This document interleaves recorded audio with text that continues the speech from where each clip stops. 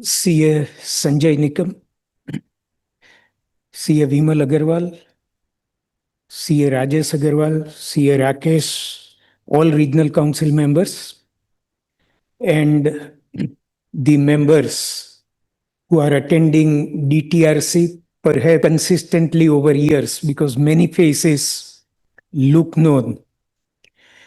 What I can see every year is that in tax practice, most of the practicing chartered accountants are very senior. Perhaps juniors have adopted different areas, or even though they practice in tax area, perhaps they are using different tools than these conferences and seminars.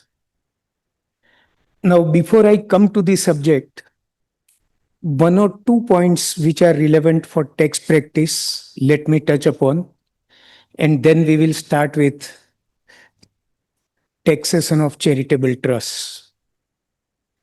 Now, one very important aspect in today's practice is that chat GPT is available. Even institute has its own GPT. And many questions that we put to the chat GPT, they are answered most of the times with almost 80 to 85% efficiency. But sometimes they are not answered correctly. Now, sometimes they are not answered correctly because perhaps not correct question was asked, or perhaps the chat GPT could not decipher the section correctly. Now, this is a rare experience that we have on the answers that we readily get from chat GPT. Now, all this indicates that in spite of all technological developments, in spite of digitization, automation, I think human brain will remain on top of everything. The reason being, all these IT tools are created by human brains, but human brain is created by God, and it will always remain supreme. So I don't think we need to worry about our role in the profession. So with this, let us come to today's subject. I remember the time when I was doing articleship, and after that, after qualifying, when I used to appear before the tax authorities in charitable trust cases.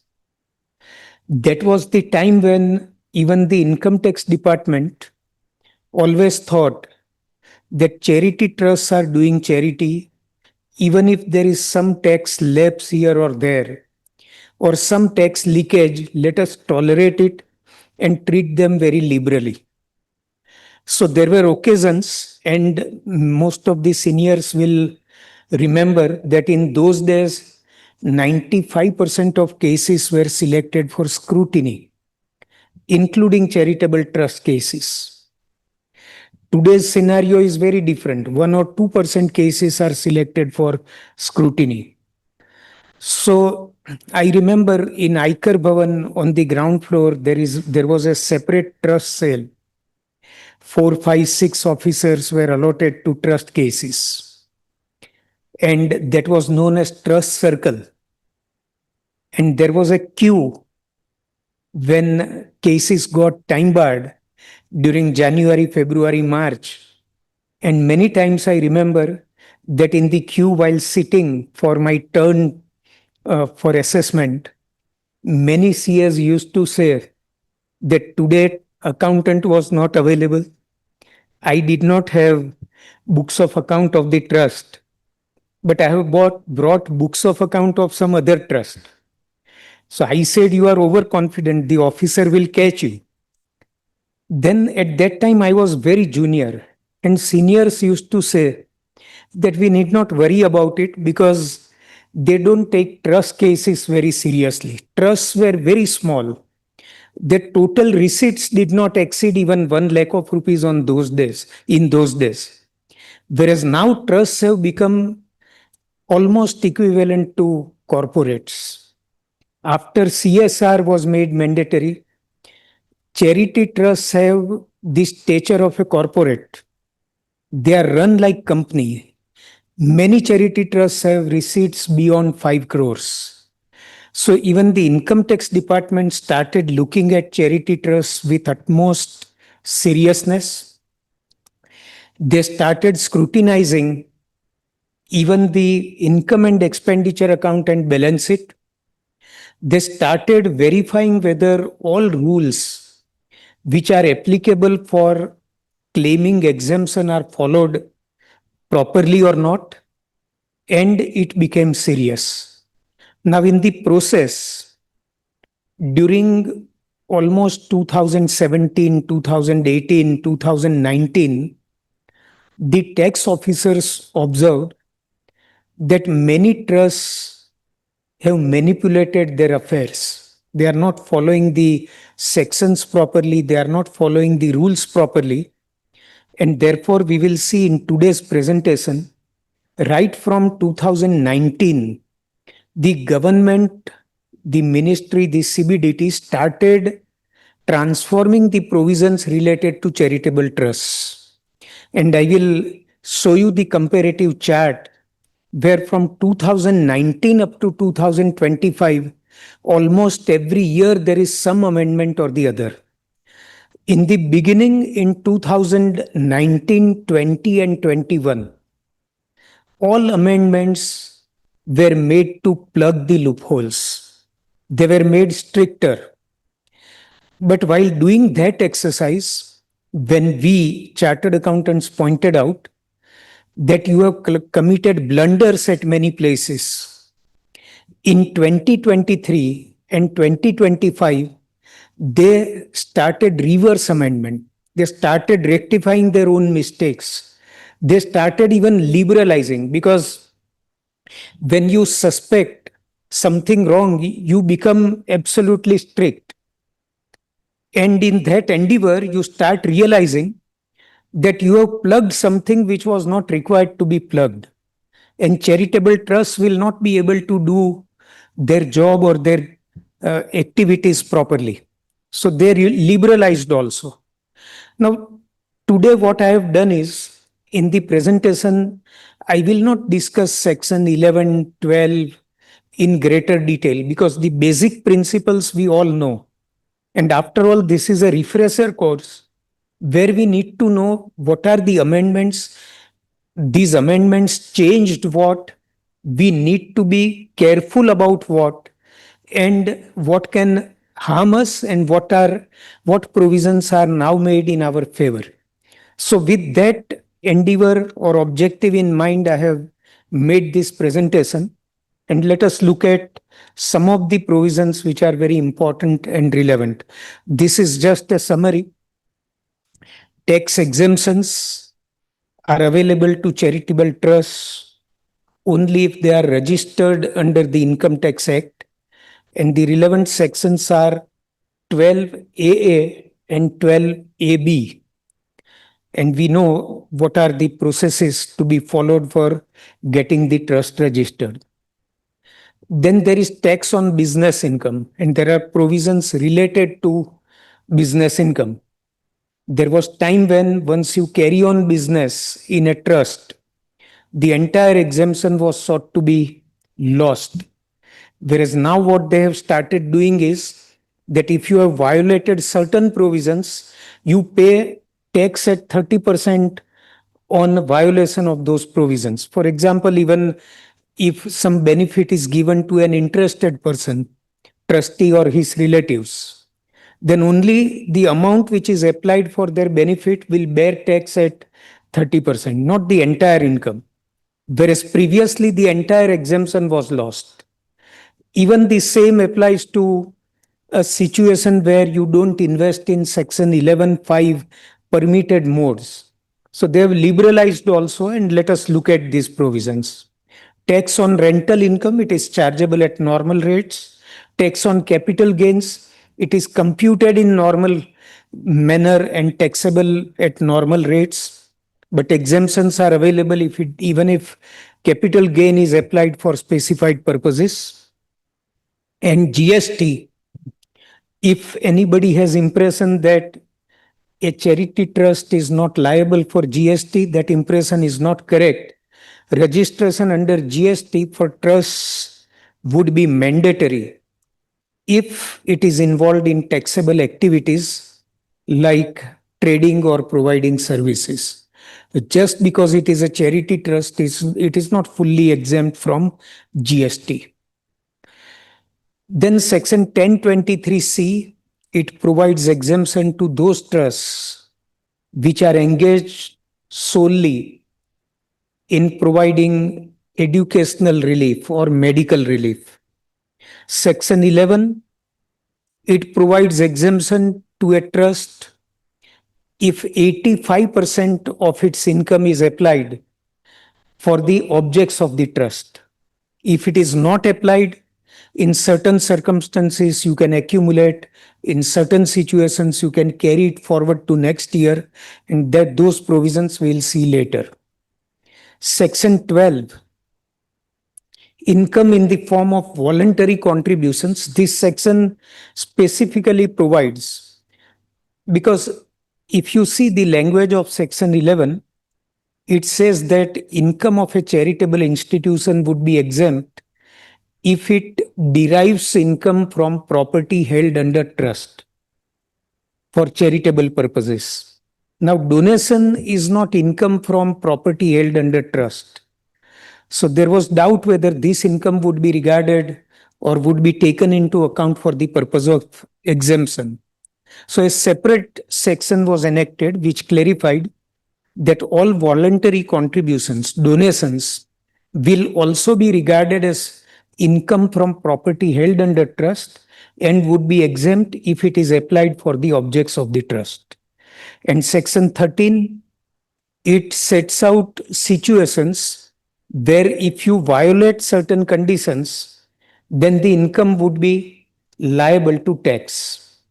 Now, as I said, section 13, first it was made stricter, then it was liberalized, because as I mentioned, when they started plugging loopholes in 1920 and 21, they started realizing that they have done something which was not intended. So then in 23 and 25, we will see some provisions which have been liberalized. So section 13 basically was considered very draconian once upon a time, because once you violate a condition in it, the entire exemption was lost earlier. Now it is not the case. Then let us come to section 11, which is the basic section, application of income. Now, any sum payable by any trust or institution will be considered as application of income. Now, again, section 11, 12, and 13 is a separate charter in itself. Here, the basic principles of computing income, which we follow under the heads of income, do not apply. Under salary, house property, business income, there the concept is your gross income less generally the expenditure which is incurred for the purpose of business or for the purpose of earning income is allowable as deduction. That is the concept for computing income under the 5 heads. But when it comes to charitable institution, the concept is that the trust should have derived income either from property held under trust or from voluntary contributions, one. And number two, this income should have been applied for the objects of the trust. When it is said you have to apply income for the objects of the trust, the distinction between capital and revenue is not done. So, even if you buy a capital asset, for example, a school or college spends money on benches or infrastructure in classrooms, it is capital expenditure. There was time when we have enjoyed luxury. We used to claim capital expenditure as application of fund. At the same time, we used to claim depreciation on it. Then in 2015, they brought a provision that if you have claimed capital expenditure as application of income, then you will not be allowed depreciation separately. So now you have choice. Either claim the entire capital expenditure as application of income or you claim depreciation, either of the two. Then it comes to, so the concept is whether capital expenditure or revenue, if it is application of income for the object of the trust, it will be allowed as deduction. Then any sum contributed to other trust with similar objects, but as a corpus donation, will not be considered as application. Now, what we used to do, as I said earlier, there was no restriction. Then in 1920 and 21, whatever amendments were done, you will find this restriction introduced at that stage. It says that, now take an example, my trust has too much of income and I am not able to apply it for the objects of the trust. Even if I accumulate, I have doubt in 5 years I will be able to really spend it. So what I do is I give this surplus amount as donation to another charitable trust. Again, that other charitable trust will have the issue of spending this money on the objects if there are no ready avenues. Most of the times, towards the end of the year, the trust used to realize that there is huge surplus, and if I donate to another trust, I will escape tax liability. So let me donate. So when you donate, the other trust says, but if you are in difficulty, why you are putting me in difficulty? If I accept donation from you, where will I spend in last 2 months, 3 months? So I say, don't worry, I am giving you donation to corpus. So for you, it will be exempt under section 11. Once it is donation to corpus, it is not taxable at all. Now, the department started realizing that many charity trusts receiving rich income during the year, unable to spend during that year, is making corpus donation to other trusts. And here it is regarded as application of fund. There it is exempt because it is donation to corpus, and this way they are evading tax. So they introduced the provision that if one trust gives donation to another charitable trust, it will be allowed as application. But if that donation is given as donation to corpus, then it will not be allowed as application of fund. Then we go to the next. So this way that loophole was plugged. Application from loans will not be considered. Again, see, it will come again because I have prepared a chart, comparative chart of those amendments made. This is part of those 19, 20 and 21, 3 years amendment. What people used to do, that loan was taken and that loan amount was spent on some charitable activity. And it was claimed as application of income for the objects of the trust, which is not correct. If I borrow money and spend, it is not application of income for the objects of the trust. But still, all those who had liquidity issue and they did not have enough money liquid available for spending, they used to borrow and they used to spend it and say that this is income applied for the objects of the trust, particularly where the charitable trust recognized the income on accrual basis, but the income did not come in. They did not postpone to next year, but they used to borrow, spend, and say that income is applied for the objects of the trust. So now it has been provided that when you spend borrowed money for the objects of the trust, it will not be regarded as application of fund. But when you repay this loan in future, today you are spending for the objects of the trust, you will not get deduction. But in future, out of the income of the trust, when you repay this loan, it will be regarded as application of fund. So that is how another loophole was plugged. during these years. Now, accumulation of income. So when under section 11(2), 85% of income is not applied for the objects of the trust, and excess over that 15%, which is allowed to be accumulated without any condition, it would be treated as income. Then the trust is allowed to accumulate that income by filing form number 10. There also they have plugged a loophole that if you want to really accumulate income by the due date for filing return, or rather 2 months before you file the return, you have to intimate by filing this form that you want to accumulate income.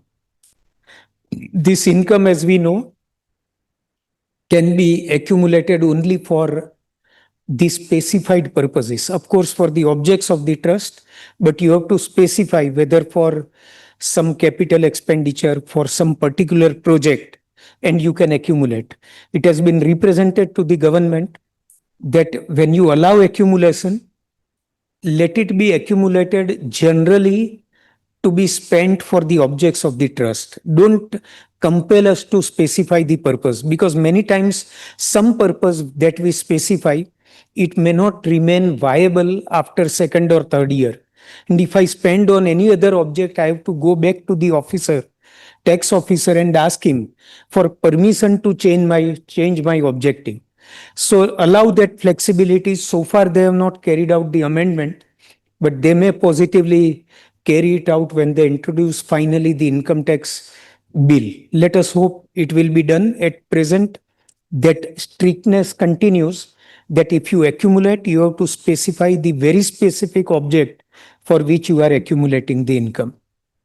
Now, income accumulated in excess of 15%, till the time it is applied for the specific object, it is required to be kept invested in securities permissible under section 11 subsection 5. So in banks, fixed deposit or government bonds or those specified purposes or specified investments which are permitted. So generally, by and large, risky investments are not permitted. Those which are safe, they are all listed in section 11(5), and the accumulated part of the income, you keep invested in these investments and spend it within 5 years for the purpose for which it is accumulated.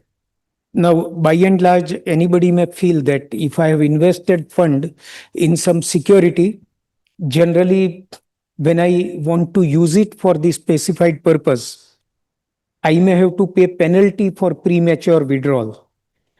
So there are two ways in which you can plan your maturity dates. Probable date for spending, you can estimate and plan it. Or alternatively, in today's scenario, many government securities are tradable online, and they are permitted under section 11(5), where you don't lose any penalty. You don't have to pay any penalty. It is sellable online. So buy those kinds of government securities which are readily tradable. Then business income, as we all know,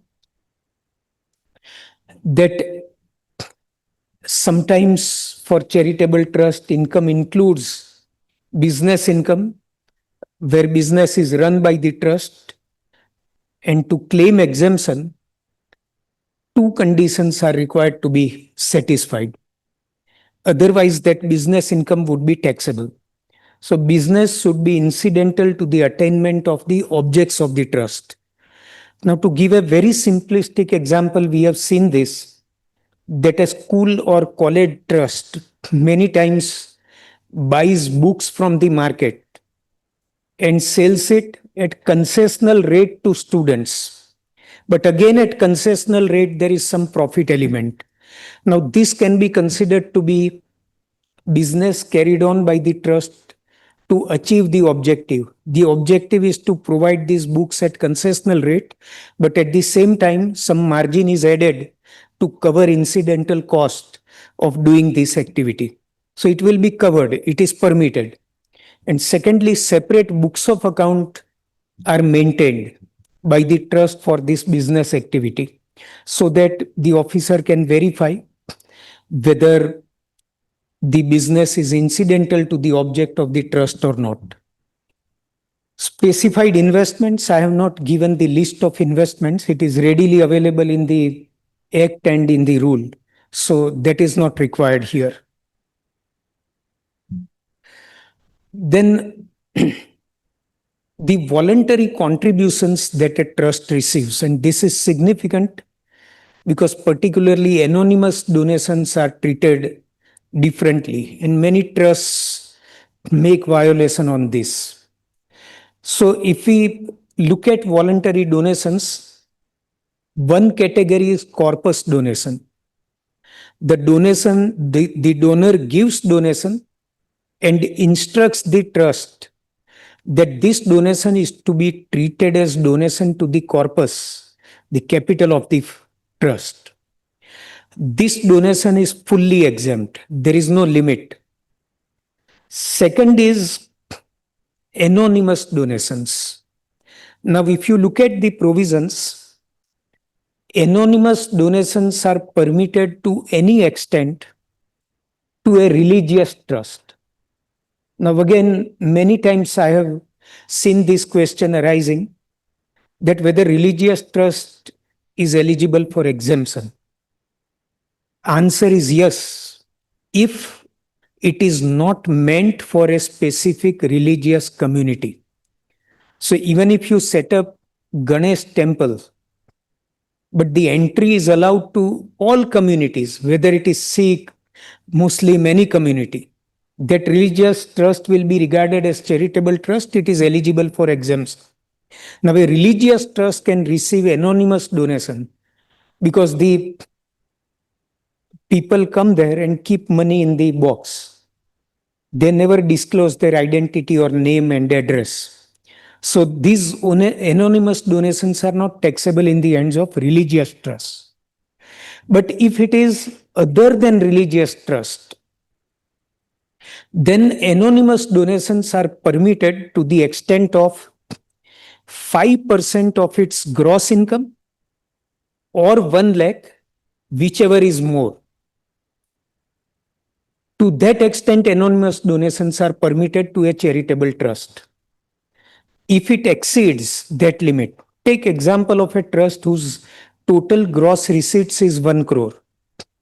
And within this 1 crore, anonymous donations are 7 lakhs. 5% of 1 crore is 5 lakhs. 2 lakhs will be liable for tax and it will be taxed at 30% rate under section 115 BBC. So this is something which one should carefully note.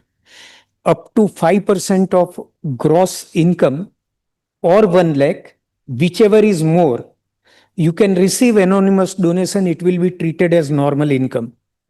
But if anonymous donations exceed this limit, the excess will be taxable at 30% under section 115 BBC. And lastly, other donations, they are considered as income, but they are exempt if they are applied for the objects of the trust up to 85%. Then value of service to specified persons. Again, I don't know how many of you have faced, but these days in the exemption division of the income tax department, which currently is at Pedder Road, a tendency, a very dangerous tendency has started. If a trust has given interest to interested person, trustee, if a trust has given, say, rent to trustee for using his premises, they have started taking stand that you are not eligible for exemption. I will not even renew your ATG certificate. I will cancel your registration. And a person of the level of CIT exemption has cancelled registration of a trust. Now, in section 12AB, you see what are the specific incidents which lead to cancellation of registration. Even if any money is spent for the benefit of interested person, registration cannot be cancelled. It is not specific violation. Still they do it. Now, this is a dangerous trend, and we need to really point out to the government that this kind of activity is going on.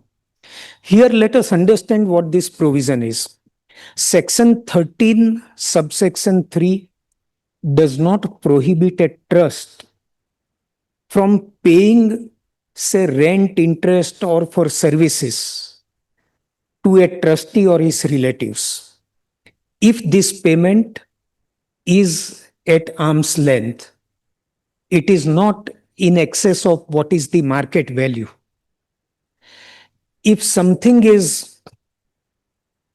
facility is provided to trustee, say trust premises are used by trustee and the trust charges rent at fair market value, it is not prohibited.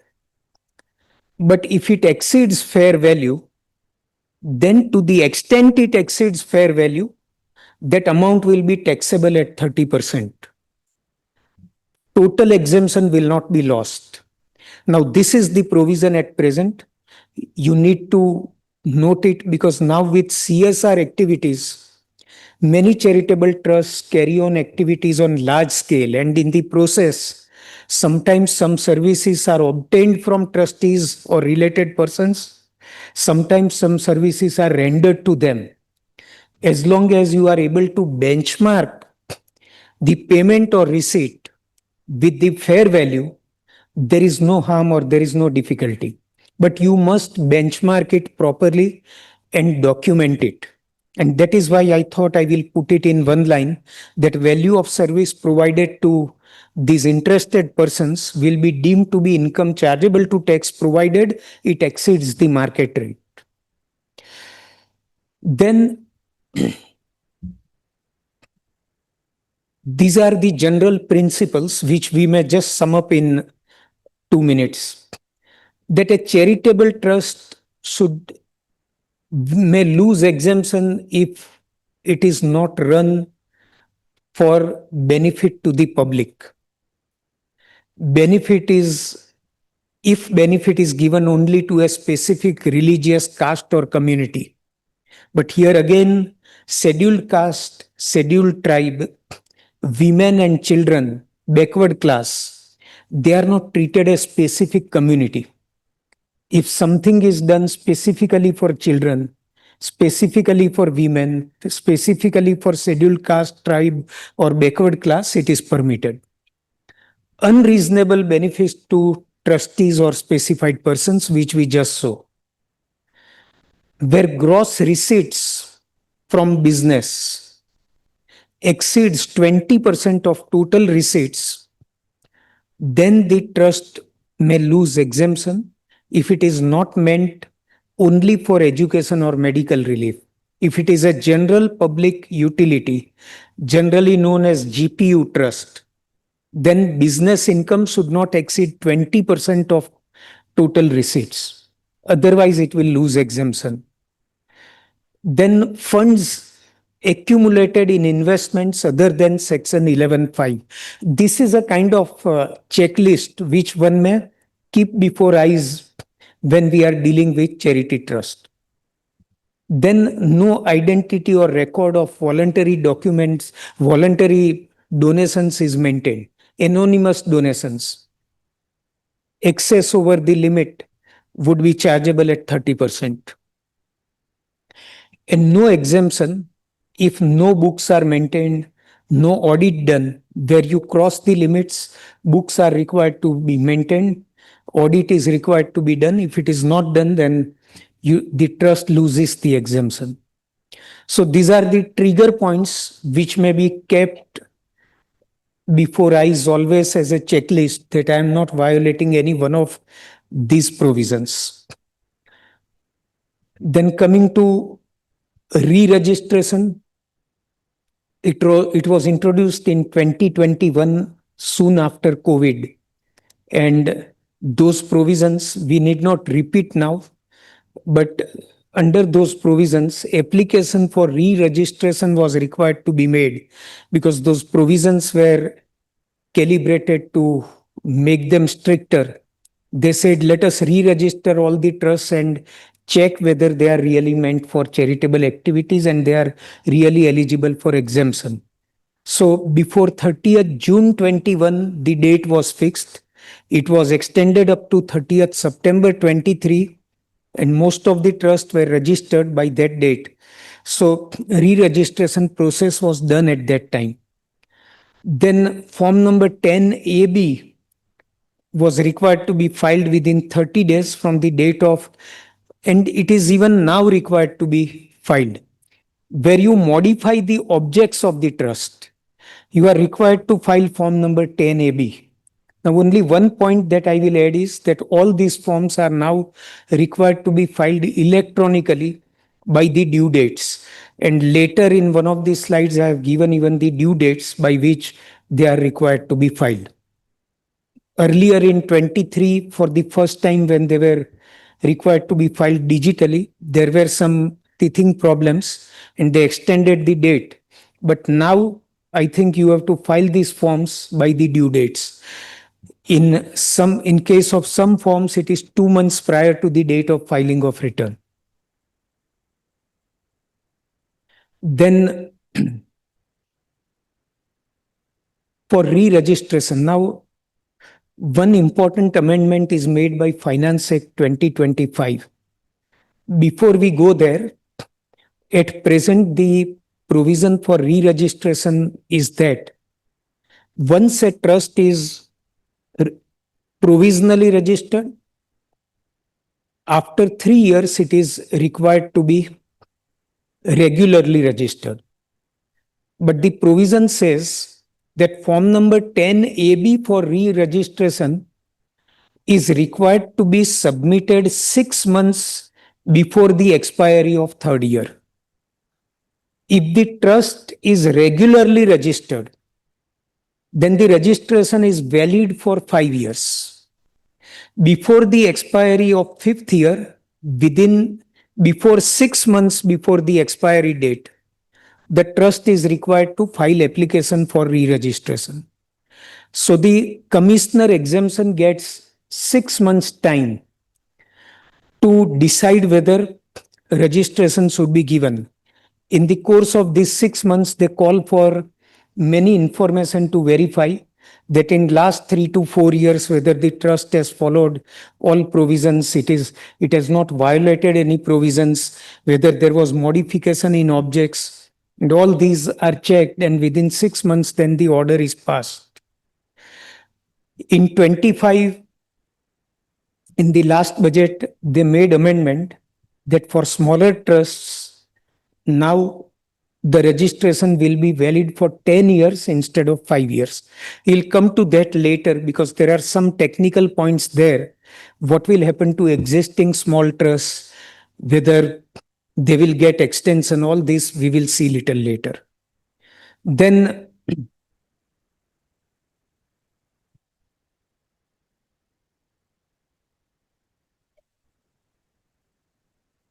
this provisional and regular registration we have discussed, we'll go to next.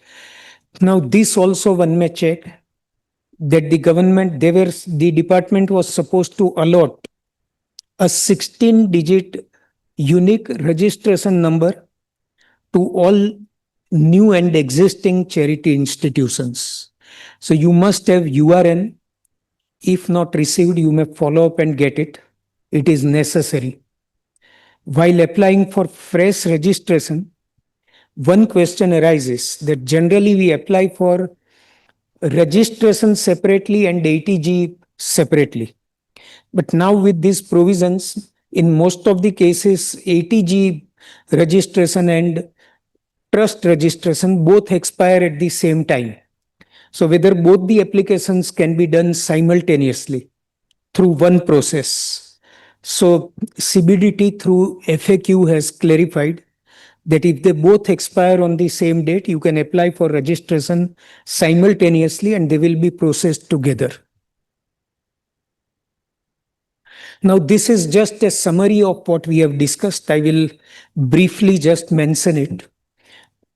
In 2019, additional conditions were inserted for registration of a trust in relation to grant and cancellation of registration, and it is incorporated in section 1023C also. 12AA condition specific violations are available. They were all amended in 2019.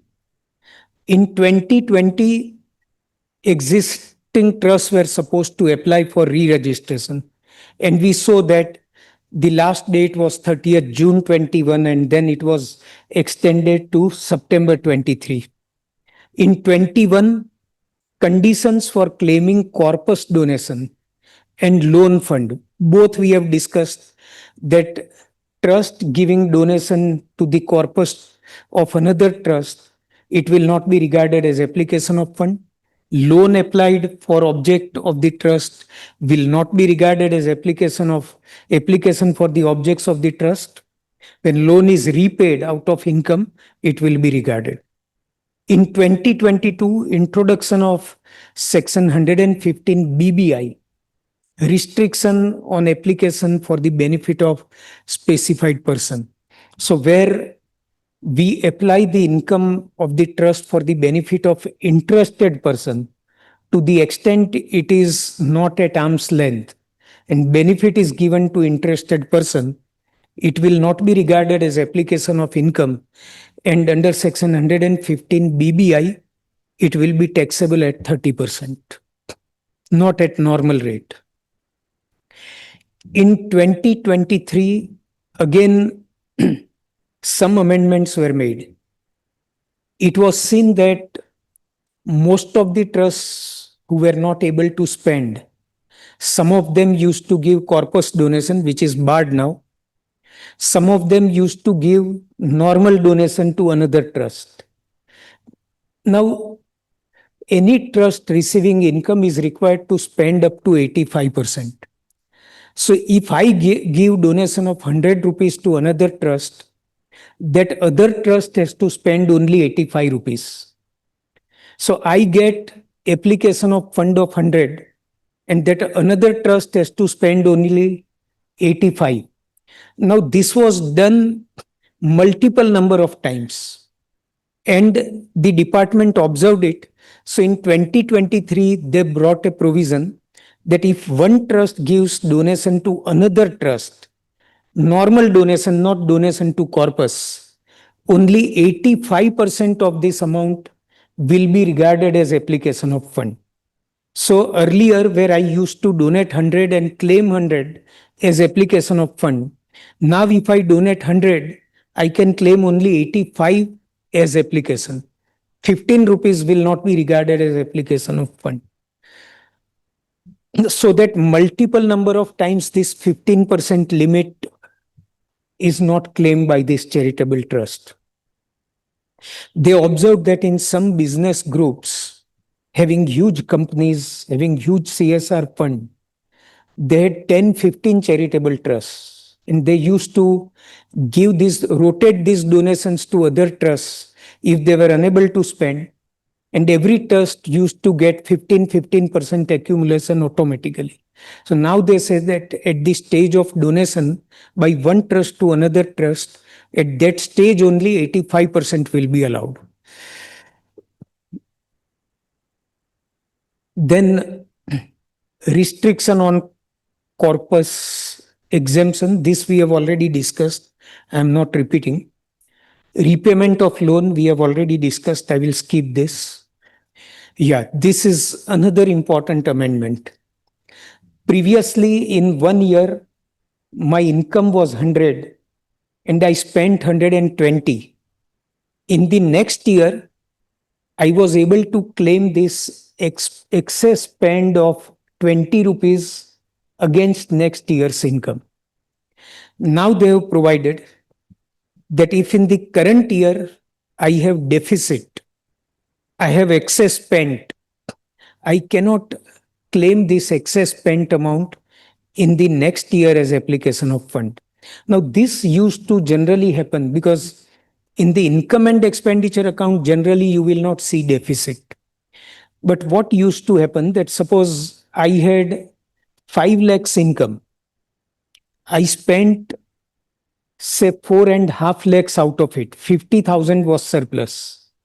But at the same time, I incurred capital expenditure of 1 lakh.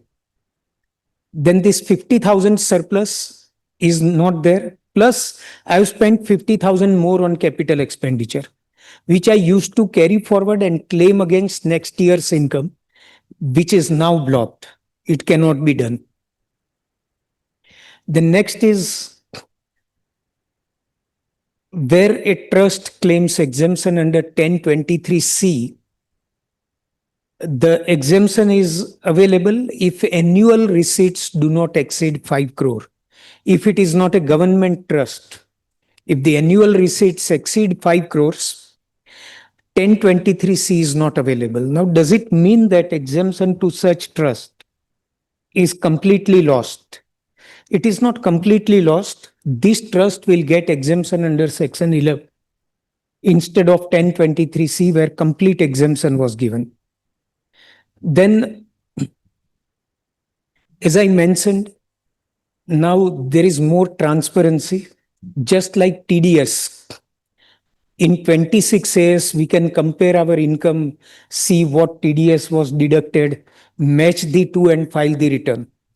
Even for donation, they have made it mandatory for every trust to file electronically form number 10 BD, giving information about donors with their complete information, permanent account number, everything.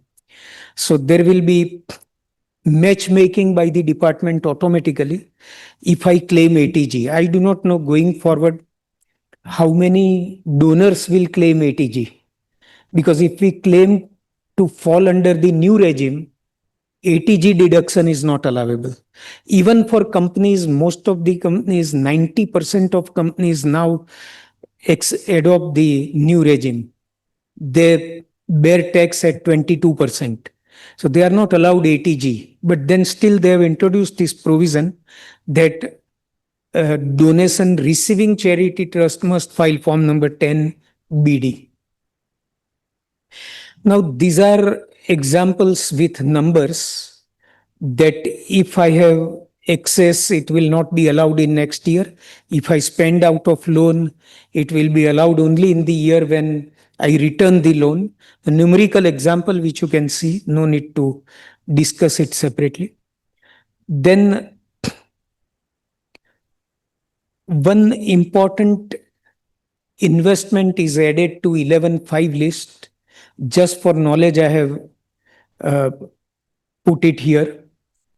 In equity share capital, bonds or debentures in open network for digital commerce limited, if a trust makes investment in the equity share or bond or debenture of this company, it will be treated as 11.5 eligible investment. Now, again, this is to encourage information technology. Next, this 115 BBI we have discussed. Specified income means if accumulation is made in excess of 15% of total income without filing form number 9A or 10, then such excess accumulation will not be allowed. Now, again, this is a checklist of consequences which we have already covered. So this again is not required to be discussed in detail. I'll skip it.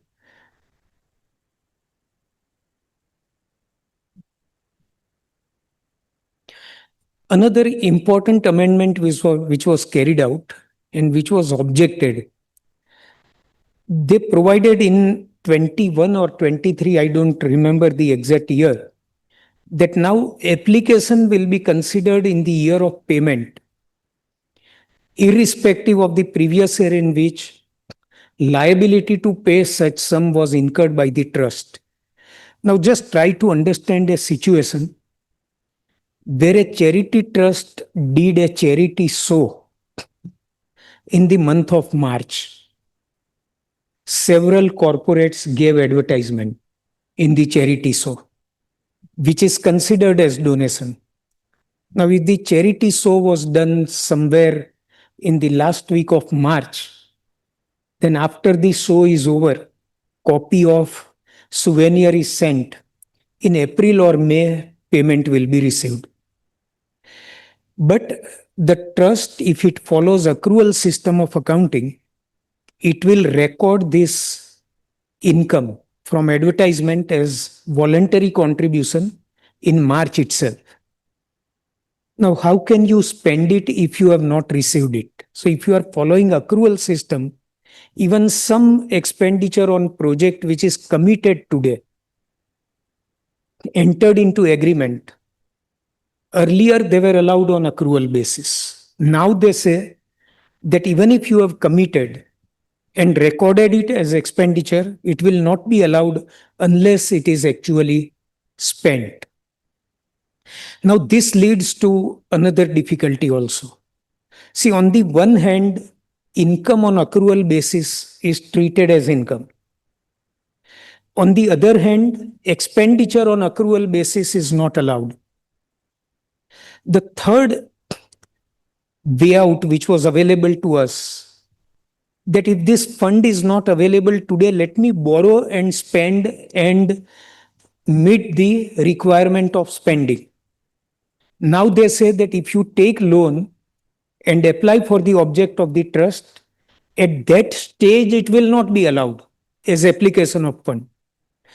Only when you refund it out of the income of the trust, it will be allowed as deduction. So again, this provision was objected. They were asked that when you are removing difficulty, even this provision should be amended.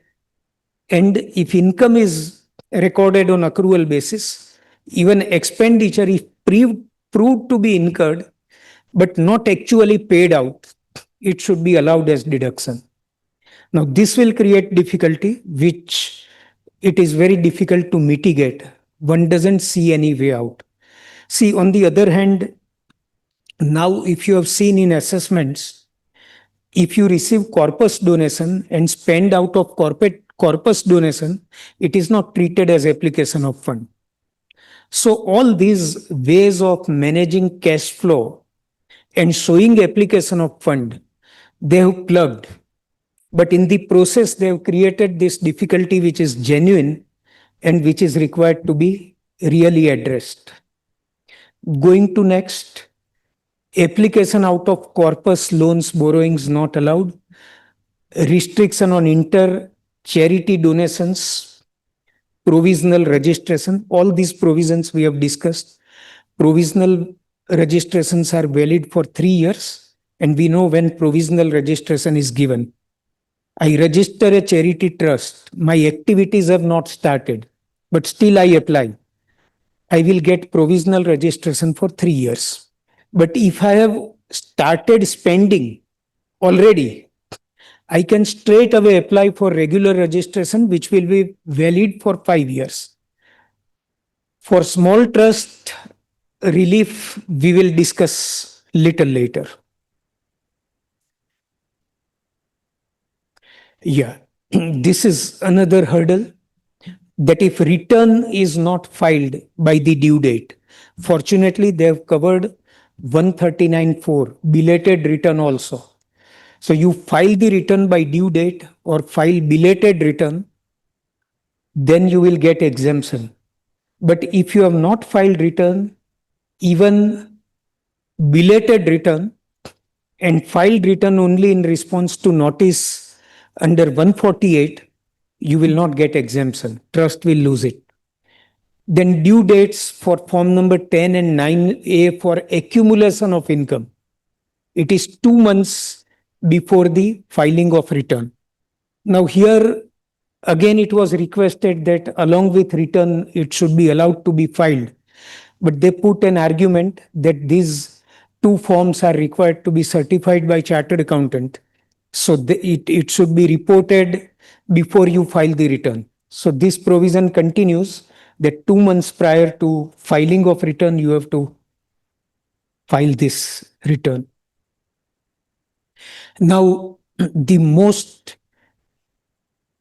draconian provision is that where a trust loses registration, its registration is cancelled, or suppose it did not file application for registration in time, re-registration in time, and registration is denied, then accredit, accredited income, accredited tax will be levied. Now, what is this accredited tax? If my trust loses registration with the income tax commissioner, then all the assets of the trust will be valued at fair value minus the book value. The difference between the two will bear tax at 30%. This is accredited tax. Now, this used to happen earlier when a trust surrendered its registration. Now, in so many cases, unjustified cancellation of registration is made. You may take list of cases lying pending with Income Tax Appellate Tribunal, Mumbai. So many cases where CIT exemption denied renewal of registration of trust. They are all pending before ITAT. Now, all these cases, the trusts are worried because all these trusts, majority of trusts have immovable properties which were bought many years back. Today, if they are taken at fair value and deduction of book value is given, it will amount to a huge gain on which 30% tax will be huge. So I think most important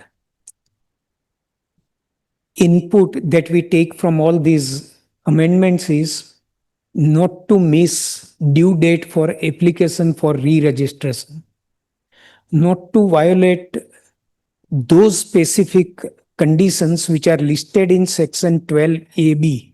Some 5 conditions are listed. Just see that the trust doesn't violate those conditions. If it is done, if trust does not have immovable property, accreted tax will not be much. But if it has got immovable properties which were bought many years back, then it will have huge tax implication. So that is very important to note. Now this more or less is covered.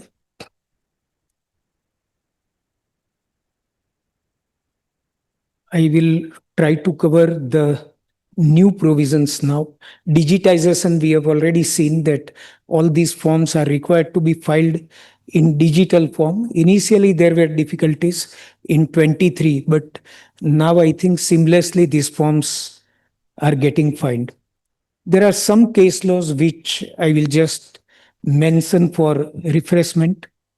That ITAT Amritsar held in this case that corpus donation received by trust which is not holding registration is not provided if the same is verified. Now, I think this is an important decision. If you read this ITAT judgment, it says that although section 11 specifically provides that corpus donation in the hands of a registered trust is totally exempt, even if trust is not registered, and if corpus donation is a verified donation, donor is verified, he has given corpus letter, the donation is towards, it is a capital receipt.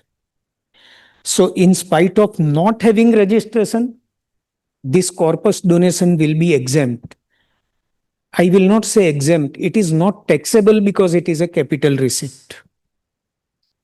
Next is GCDA Employees Fund, Pension Fund, where the object of the trust was to pay pension to the employees or their dependents from corpus created out of their contributions, it should not be regarded as an object of general public utility. Now, it is common sense that a trust is created. Employer does not contribute anything. All receipts are from employees. They are invested in some securities. And when employee retires or dies, from this accumulated fund, money is given. So there is no contribution of employer at all. Employees contribute. It is covered by concept of mutuality, but it will not get exemption as a charitable trust. So here again, I have seen this case law where the concept of mutuality was not argued. See, if people come together, contribute, earn income, only the interest income will be taxable. But otherwise, the contributions would not be liable for tax because it would be covered by mutuality. But here the question was whether this trust is liable for exemption under Section 11. And the court said it is not liable because there is no donation from outsider. The employees contribute for themselves and receive pension out of it. Then Ahmedabad Urban Development Authority. Once upon a time when this judgment was delivered in 2022, no, whole session of 1.5 hours was devoted on this case law. Because so many aspects the Supreme Court has covered. I am only dealing with one aspect, which is relevant. This case law was discussed at that time in detail, so I thought in this limited time, otherwise only one case law will cover the entire time. So this ruling establishes the rule that charitable organizations promoting general public utility are not permitted to engage in trade, commerce, or business unless it is done for the purpose of actually carrying out the general public utility, unless it is incidental to the object of the trust. Now, additionally, if the taxpayer charges significant sums beyond the cost for general public utility related operations, those activities will be regarded as trade, commerce, or business. I'll give you one practical, simple example. Take example of all these clubs which maintain banquet halls. Now, if this banquet hall is given at very concessional rate to public, see, for members it is covered by mutuality. To public, banquet hall is given. Now, if the club charges rent at market rate, commercial rate at which banquets are available, club will not be able to put in service argument that this object, maintaining this hall, is incidental to general public utility objective. If rent is charged at fair market rate, but suppose in the adjoining area for similar hall, somebody is charging say 50,000 rupees per day and trust charges 25 or 30,000 per day. Trust can say, I have maintained it for general public utility, see comparative rates. I am giving it at comparative rate. But if the club says, to member I will give at concessional rate, to outsider I will give at 50,000, it is very important. Trust will lose exemption. It will be regarded as business income, and once you are falling under general public utility and your total business receipts exceed 20%, total exemption will be lost. Many clubs and such institutions do not regard this as important, but after the Supreme Court judgment in 2022, these aspects are very important. The next is pharmacy in hospital is regarded as integral and not incidental business activity. A hospital can always claim that I have allowed this pharmacy and I am charging rent. Pharmacy is selling medicine at market rate, but all my patients may require urgent medicines. So pharmacy within hospital is a must. It is incidental to giving these charitable services. And therefore, it should not be regarded as uh, an activity which is business. It is integral part of charitable activity. Capital expenditure, I think we need not discuss. We have discussed it. It will be regarded as application of fund, but now we don't have dual deduction, capital expenditure as well as depreciation. Any one we can claim. Next is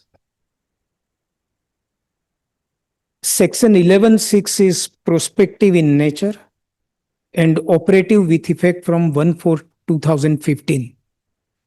The principle that we discussed. In 2015, Finance Act 2015, they provided that now either you claim capital expenditure or you claim depreciation. But suppose my case is pending for a past year and I claimed both. In the year of spending, I claimed entire expenditure as application. And from that year onwards, from the same year, I am claiming depreciation. After 2015, can the officer deny depreciation? Now, this is important judgment, whether it will, same view will be taken by all courts or not, we do not know.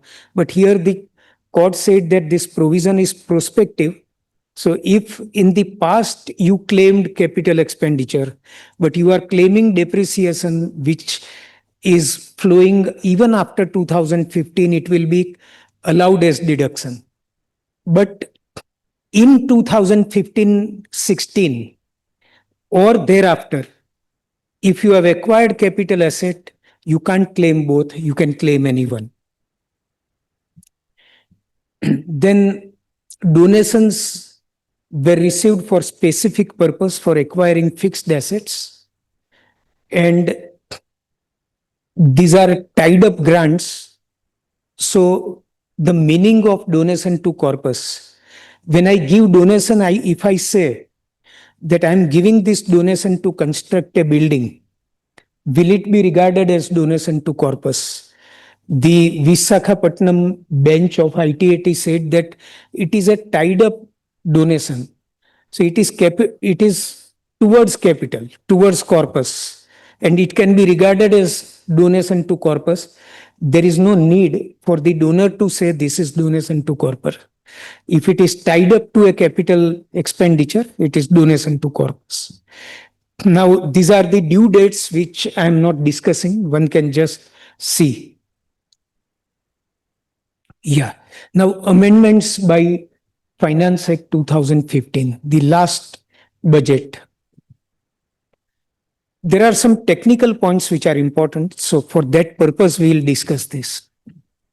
Where a small trust has made application for registration on or after 1st April 2025, the registration shall be valid for 10 years instead of 5 years as at present.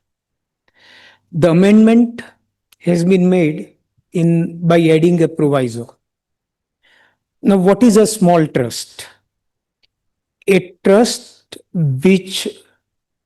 whose gross receipts, including corpus donations, did not exceed 5 crores in any of the 2 years immediately preceding the previous year in which application for registration is made, will be regarded as small trust. And if the application is made on or after 1st April 25, the registration will be valid for 10 years. Now, one or two questions arise out of this. Whether existing small trusts whose 5 years have not expired on 1st April 25, suppose a trust whose 5 years, it is a small trust as per this definition, and its exemption expires, say, in September 25.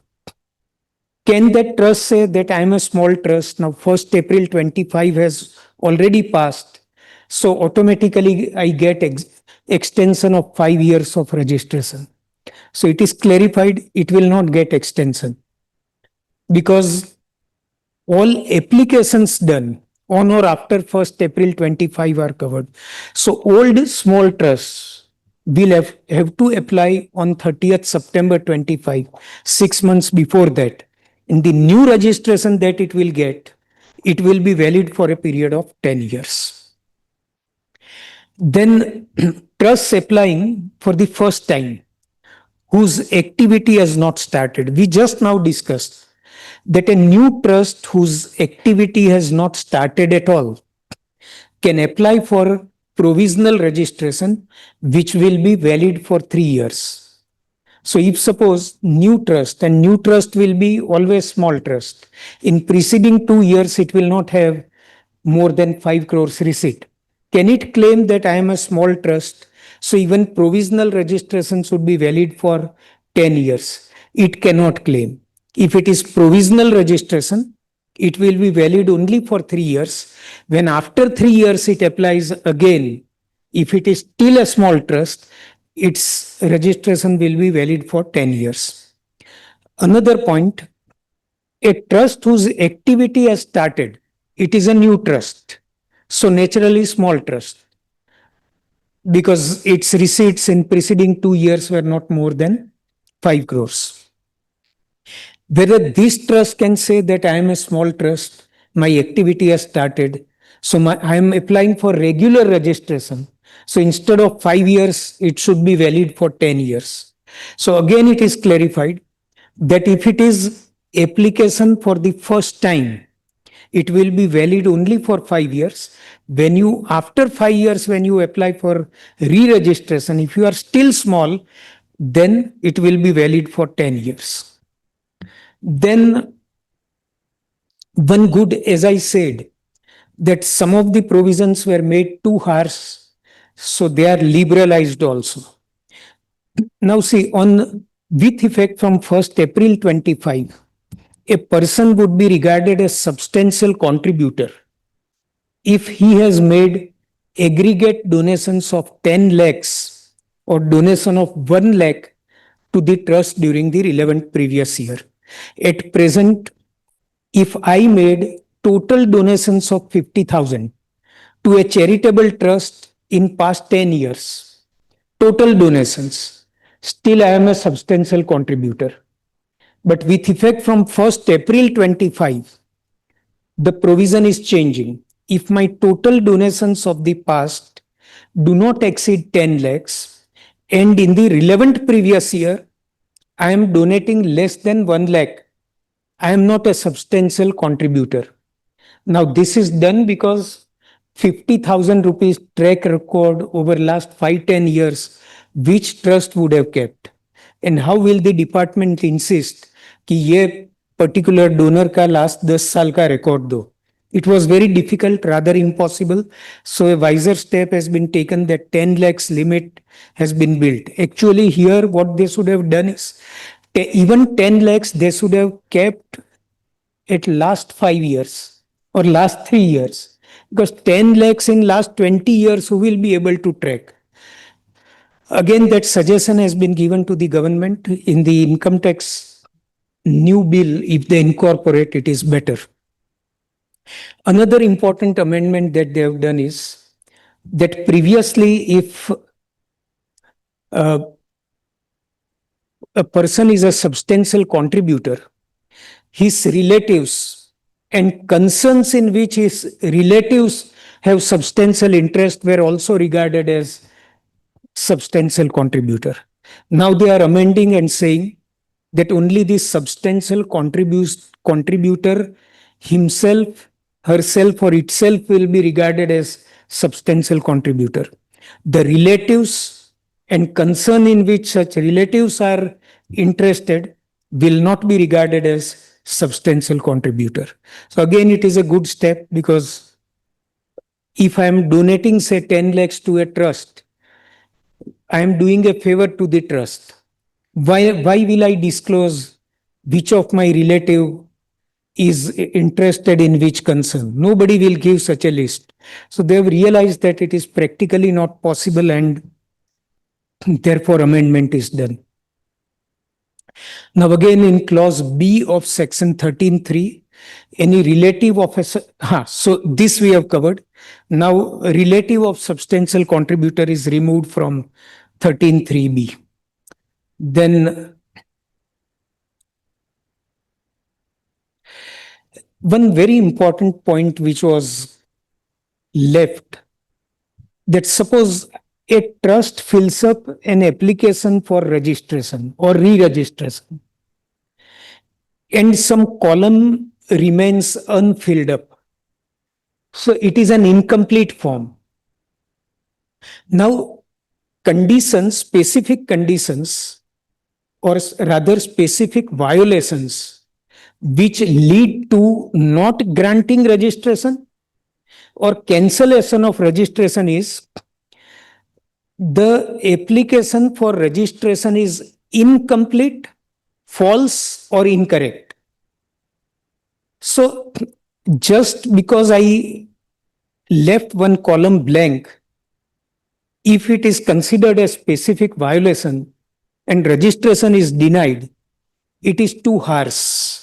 It was represented, now they are removing from specific violation, incomplete application.